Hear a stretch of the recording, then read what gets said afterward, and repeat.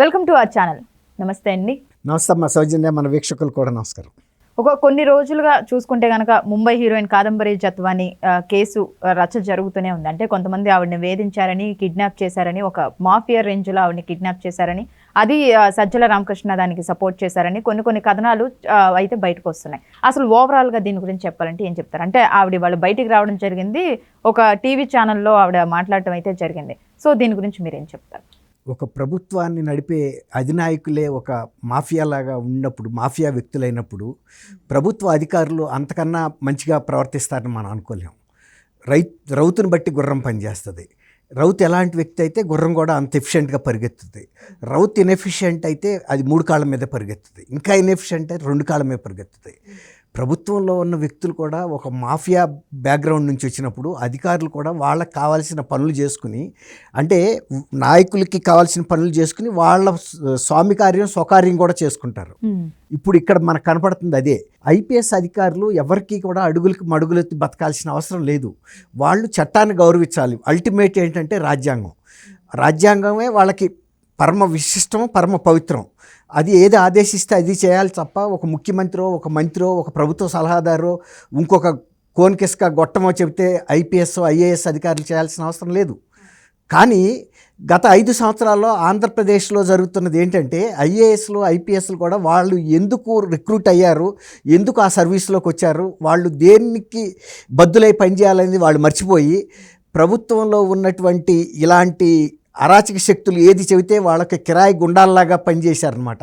దాని మూలన ఇప్పుడు మీరు అన్నారు కాదంబరి జత్వాని, ఆమె ఒక ఆర్టిస్టు, ఒక సినిమా ఆర్టిస్టు, బహుశా అక్కడ సీరియల్స్లో కూడా ఆర్టిస్ట్ అయి ఉండొచ్చు, మోడల్ కూడా అయ్యి ఉండొచ్చు, ఏదైనా కూడా ఒక స్థాయి గల నటి ఆమె తను పనేదో తను చేసుకుంటుంది. అసలు ముంబైకి ఆంధ్రప్రదేశ్కి ఏమైనా సంబంధమా? ఎట్టి పరిస్థితుల్లోనూ అసలు మనకి అవసరం లేని విషయం. కానీ ఆంధ్రప్రదేశ్ పోలీసులు వాళ్ళు ఇక్కడ చేయాల్సిన డ్యూటీ వదిలిపెట్టి ఆమె ఎవరో ఒక మాఫియానో, లేకపోతే ఒక హంతకురాలో, లేకపోతే కనుక ఒక స్మగ్లరో, కిడ్నాపర్రో అన్నట్టుగా ఒక 60 మందో 8 మందో అధికారులు ఇక్కడ నుంచి మూకుమ్మడిగా వెళ్ళి ఆమెను అక్కడ అరెస్ట్ చేసి అక్కడ ప్రొడ్యూస్ చేసి తీసుకొచ్చారు. ఇక్కడికి తీసుకొచ్చిన తర్వాత ఇక్కడ ఆమెను అక్రమంగా బంధించి కుటుంబ సభ్యుల్ని రకరకాల వేధింపులు, మానసికంగాను, శారీరకంగాను, ఆర్థికంగాను ఎన్ని రకాల వేధింపులు చేయొచ్చో సామాజికంగా అన్ని రకాల వేధింపులు చేశారు. వాళ్ళ వృత్తి చేసుకునే వాళ్ళు అక్కడ సమాజంలో గౌరవంగా బతికిన వాళ్ళని తీసుకొచ్చి గెస్ట్ హౌస్లో ఐసోలేట్ చేసేసి వాళ్ళ సెల్ ఫోన్లు, ఇతర ఎలక్ట్రానిక్ పరికరాలన్నింటినీ వీళ్ళు స్వాధీనం చేసుకుని వాటిల్లోకి వెళ్ళి వాటిని ట్యాంపర్ చేసి వాళ్ళకు అనుకూలంగా ఉన్న అంశాలనేమో తీసేశారు. వీళ్ళకి కావాల్సిన అన్నింటినీ దాంట్లోకి ఇన్కార్పొరేట్ చేశారు, అంటే ట్యాంపరింగ్ చేశారు. ఇది ఒక కిరాయి గుండాలు లేకపోతే ఒక క్రిమినల్స్ గ్యాంగ్స్ చేసే, మాఫియా చేసే పనులు కానీ ఒక చట్టరీత్యా వ్యవహరించాల్సిన పోలీసులు చేసే పని కాదు. అందులోనూ ఎవరో చిన్న తరహా పోలీసులు, ఎస్ఐఓ, ఒక సర్కిల్ ఇన్స్పెక్టరో చేశాడంటే ఒక అర్థం ఉంది. దీనికి నాయకత్వం వహించింది ఐపీఎస్ అధికారులు అంటే మనం ఆశ్చర్యపోవాలి. ఇప్పుడు వాళ్ళు ప్రాణ భయంతో ఇన్ని రోజులు కూడా ఏమీ చెప్పలేని పరిస్థితుల్లో వీళ్ళు బంధించటము, ఈ రకమైన వేధింపులు గురి చేయటం కాకుండా బెదిరించారు. మీరు కనుక ఇది బొంబాయి పోలీసులకు చెప్పినా, ఇంకెవరికి చెప్పినా కూడా మిమ్మల్ని ప్రాణాలతో బతకనివ్వమని చెప్పి వాళ్ళకి సంబంధించిన ఒక 6 కోట్ల రూపాయలు ఇల్లు, వాళ్ళ బ్యాంక్ అకౌంట్లు, వాళ్ళ బంధువులు అంటే ఆ ఫ్యామిలీ కుటుంబ సభ్యులందరి అకౌంట్స్ కూడా సీజ్ చేశారు.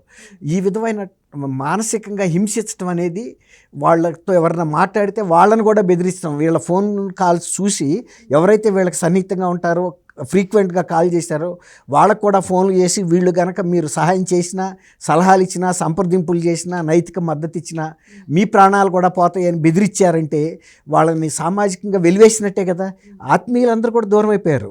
ఇక్కడ కాకుండా వాళ్ళ మీద ఢిల్లీలోను, నోయిడాలోను, వెస్ట్ బెంగాల్లోను, యూపీలో కూడా కేసులు పెట్టారంటే ప్రభుత్వంలో ఇక్కడ ప్రముఖంగా ఉన్న వ్యక్తుల ప్రమేయం లేకుండా ఇతర ప్రాంతాల్లో పోలీస్ అధికారులు కానీ, రాజకీయ నాయకులను కానీ ప్రోత్సహించే అవకాశం ఉంటుందా ఎవరికైనా మామూలు వ్యక్తులకి? ఈ విధమైన ప్రవర్తనతో వాళ్ళని, ఒక కుటుంబాన్ని ఆర్థికంగాను సామాజికంగా దెబ్బతీసి అమ్మాయి కెరీర్ కూడా దెబ్బతినిపోయిందని చెబుతుంది. అమ్మాయి కన్నేళ్ల పర్యంతం అవుతుంది. నేను గతంలో నా కెరీర్ కూడా ఇవాళ దెబ్బతినిపోయింది. అసలు దీనికి కారణం కుక్కల నాగేశ్వరరావు గారు అబ్బాయి విద్యాసాగర్ అనే వ్యక్తి నాకు ఒక ఈవెంట్ దీంట్లో పరిచయం అయ్యాడు. పరిచయం అయిన తర్వాత నాతో పరిచయం అయిన మీదట మేమిద్దరం క్లోజ్గా ఉన్నాము. కానీ అతను నన్ను పెళ్లి చేసుకోమని ఒత్తిడి చేస్తూ తను ఒక నెకెడ్ ఫొటోస్, నగ్న ఫోటోలు, సెల్ఫీ ఫోటోలు నాకు పంపి వేధింపులకు మొదలుపెట్టాడు. దాని మీద నేను కంప్లైంట్ చేస్తే దాంతో నా మీదే కంప్లైంట్ చేస్తావని ఈ పోలీస్ అధికారులు ఉసిగొల్పి నన్ను అక్కడి నుంచి మా ఫ్యామిలీని కిడ్నాప్ చేసి తీసుకొచ్చారు. ఈ విధమైనటువంటి అక్రమ కేసులు పెట్టారు. ఆ కేసులతోనే మేము కుటుంబం అంతా కూడా చాలా హీనస్థితికి, అంటే ఇబ్బందుల్లో ఇరుక్కుపోయాము. ఇవాళ మేము ప్రభుత్వం మారింది కాబట్టి బయటకు వచ్చాము. అది కూడా ఇది మీడియాలో రాబట్టి అని ఆమె మీడియాకు కూడా ఇంటర్వ్యూలు ఇచ్చింది. ఇప్పుడు ఆమె ఏం అడుగుతుందంటే ఆంధ్రప్రదేశ్ ప్రభుత్వం, కొత్త ప్రభుత్వాన్ని, ముఖ్యమంత్రి గారిని, ముఖ్యంగా హోమ్ మినిస్టర్ అనిత్ గారిని ఈ కేసులో మా మీద ఎవరైతే అక్రమంగా వ్యవహరించారో, అక్రమ కేసులు పెట్టారో, మానసిక వేధింపులకి, ఆర్థికంగా వేధించటము, మమ్మల్ని అక్కడి నుంచి అక్రమ అరెస్ట్ చేసి తీసుకొచ్చి ఇక్కడ బంధించి మామూల్ని ఒక భయభ్రాంతులకు గురి చేశారో వాళ్ళ మీద మీరు కేసులు బుక్ చేయాలి, వాళ్ళని సర్వీస్ నుంచి సస్పెండ్ చేయాలి అని. తర్వాత వీళ్ళే ఇతర రాష్ట్రాల్లో కూడా మా మీద అక్రమ కేసులు పెట్టించారు, మా ఫోర్జరీ డాక్యుమెంట్లు తయారు చేశారు. ఆమె 2020లో ఇల్లు కొనుక్కుంటే 18లోనే కొన్నట్టు ఒక ఫోర్జరీ సర్టిఫికేట్, ఒక డాక్యుమెంట్ క్రియేట్ చేసి ఈ మీద దాన్ని ఆధారంగా చేసి కేసు పెట్టారంట. 2018లో నేను కొనుక్కోలేదు ఇల్లు, 2020లో కొనుక్కున్నాను. అది నా ఒరిజినల్ డాక్యుమెంట్ ఉంది, అది నాకు ప్రామాణికం. కానీ 2018లోది ఫోర్జరీది. నన్ను అక్రమ కేసుల్లో పెట్టడానికి వీళ్ళు క్రియేట్ చేసిందని ఆమె క్లియర్గా చెబుతుంది. అట్లాంటప్పుడు 2018కి సంబంధించిన డాక్యుమెంట్ ఏది ఉందో అది ఇన్వాలిడ్ చేయాలి, అంతే కదా. ఇప్పుడు ఆమె స్వయంగా చెబుతుంది నేను 2020లో కొనుక్కున్నాను, ఎవరి దగ్గర కొనుక్కున్నది, ఈ ప్రూఫ్స్ అన్నీ ఉంటాయి. తర్వాత వీళ్ళు బై ఎయిర్ వెళ్ళారు. అప్పుడు వెళ్ళిన ఎయిర్లైన్స్కి సంబంధించిన టికెట్లు వెరిఫై చేసినా కూడా వీళ్ళు వెళ్ళిన ఎవరెవరు వెళ్ళారో బయటకు వస్తాయి ఆ పేర్లు. వాళ్ళేమి ఇతరుల పేర్ల మీద విమాన ప్రయాణం చేయడం సాధ్యం కాదు, మీకు కూడా తెలుసు ఆ విషయం. మన ఆధార్ కార్డు ఇవన్నీ కూడా ఉండాలి. ఎయిర్పోర్ట్లో ఎంట్రీ అయిన దగ్గర నుంచి టికెట్ బుక్ చేసేటప్పుడు కానీ మళ్ళీ బోర్డింగ్ పాస్ ఇచ్చేటప్పుడు కూడా మళ్ళీ కూడా వెరిఫై చేస్తారు. కాబట్టి వీళ్ళు ఖచ్చితంగా వాళ్ళ ఒరిజినల్ ఐడెంటిటీ మీద వెళ్ళుంటారు అనేది మనం గంటాపతంగా చెప్పొచ్చు. ఎవరెవరు వెళ్ళారనేది ఇప్పుడు కనుక అది తీశారనుకోండి, ఏ ఎయిర్లైన్స్లో వెళ్ళారో ఖచ్చితంగా బయటకు వస్తాయి ఇవన్నీ. ఎప్పుడైతే వీళ్ళ మీద కేసెస్ బుక్ చేసి వీళ్ళు ఇతరుల మీద ఎంత దాష్టీకాలు చేశారో అదే విధంగా వీళ్ళ మీద కూడా పోలీస్ అధికారులను చూడాల్సిన అవసరం లేదు, వాళ్ళు క్రిమినల్గానే ట్రీట్ చేయాలి. ఎందుకంటే ఒక అమాయకమైన ఫ్యామిలీ, ఒక సివిల్ ఫ్యామిలీ, అది ఏమి వాళ్ళు క్రిమినల్ రికార్డులు ఇవ్వు, అప్పటి వరకు వాళ్ళ మీద ఏ కేసులు ఇవ్వు. ఆ తర్వాత మొదలైన ఈ కేసెస్ అన్నీ అంటే ప్రభుత్వ ప్రోద్బలం, ప్రభుత్వంలో ఉన్నతాధికారి. ఇప్పుడు మీరు ఇంతకుముందు కూడా ఒక వ్యక్తి సలహాదారు పేరు చెప్పారు, ఆయన ఏమంటున్నాడు, నా పేరు కనుక ఎక్కడన్నా ప్రస్తావిస్తే నేను చేస్తానని. కానీ రేపు కేసు బుక్ చేసిన తర్వాత ఆయన పేరు ఖచ్చితంగా చెబుతారు పోలీస్ అధికారులు. ఇప్పుడు అంత స్థాయి వ్యక్తుల ప్రమేయం లేకుండా ఇక్కడ విశాల్ గున్ని, క్రాంతిలాల్ టాటా విజయవాడ పోలీస్ కమిషనర్గా ఉన్నాడు. ఆయన అనేక వివాదాల్లో ఇద్దరు కూడా ఉన్నారు. ఇది కొత్తగా మనం సృష్టించారని అనుకోవటానికి కూడా వీల్లేదు. ఆమెకి ఏం అవసరం వీళ్ళ పేర్లు చెప్పాల్సిన అవసరం? ఇప్పుడు ఆమె బాధితురాలు అయింది కాబట్టి, ఆమె చూసింది కాబట్టి ఇక్కడ పరిస్థితులు, ఈ వ్యక్తుల పేర్లు కూడా ఆమెకు తెలిసి కదా. దాదాపు 3 నెలల పాటు వాళ్ళని ఇక్కడ అక్రమ నిర్బంధం చేశారంటే ఇది చిన్న విషయం కాదు కదా. అంటే ఇక్కడ మనం ముఖ్యంగా చూసుకోవాల్సింది ఏంటంటే, ఇప్పుడు ఏ కుంభకోణం బయటకు వస్తున్నా, ఎటువంటి అరాచకాలు బయటకు వస్తున్నా, ప్రతి దాంట్లో ఎందులో చూసుకున్నా సరే వైకపా పేరు మాత్రమే వినిపిస్తుంది. అంటే రాజకీయ పరంగా చూసుకుంటే గనక ఇలా ఒక పార్టీ పేరు ముఖ్యంగా వినిపించడం, దాన్ని ఎలా చూడొచ్చు అంటారు? అది చెప్పే కదమ్మా, ఇప్పుడు ప్రభుత్వాన్ని ఏర్పాటు చేసిన వ్యక్తులే, ముఖ్యమంత్రిగా ఉన్న వ్యక్తే క్రిమినల్ బ్యాక్గ్రౌండ్తో వచ్చిన వ్యక్తిని అందరికీ తెలుసు. ఆయన మీద ఉన్నన్ని ఆర్థిక నేరాలు దేశంలో కూడా ఎవరి మీద లేవు. తర్వాత ఆయనకి సంబంధించిన ఆస్తులు జప్తులో ఉన్నంత క్వాంటమ్ ఆఫ్ ఎసెట్స్ ఇంకే వ్యక్తి మీద లేవు. అలాంటి వ్యక్తి, దానికి తోడు ఆయన మీద కొన్ని క్రిమినల్ కేసెస్ ఇవ్వాలి కదా. ఆయన 10th క్లాస్లో ఉన్నప్పటి నుంచి కూడా పేపర్లో లీక్ చేయటం కానీ, 10th క్లాస్ పేపర్ లీక్ చేయటం కానీ, పోలీస్ స్టేషన్ మీద దాడి చేసి పోలీస్ అధికారుల మీద దౌర్జన్యం చేయటం కానీ, అంతెందుకు మొన్న దిగిపోయిన తర్వాత శాసనసభ ప్రాంగణంలో ఒక పవిత్రమైనటువంటి శాసనసభ ప్రాంగణంలో పోలీస్ అధికారిని పేరు చెప్పి బెదిరించాడు. ఈయన చేసింది తప్పు, అక్కడ నిరసన ప్రదర్శన చేయటం, మీరు ఇక్కడ చేయకూడదని చెప్పినందుకు ఒక పోలీస్ అధికారిని నేను మళ్ళీ ముఖ్యమంత్రిని అవుతాను, నీ పని చేస్తానంటే ముఖ్యమంత్రి అయ్యేది ఇలాంటి పనులు చేయటానికే కానీ ప్రజల సంక్షేమం గురించి కానీ, రాష్ట్ర సంక్షేమం గురించి కానీ, రాష్ట్ర ప్రగతి కానీ పట్టదనమాట. కేవలం వ్యక్తిగత కక్షలు తీర్చుకోవటానికే కదా చేస్తుంది. ఇప్పుడు కేవలం వాళ్ళ బాబాయ్ హత్య విషయం కూడా ఇవాళకి ఏమైనా బయటకు వచ్చిందా?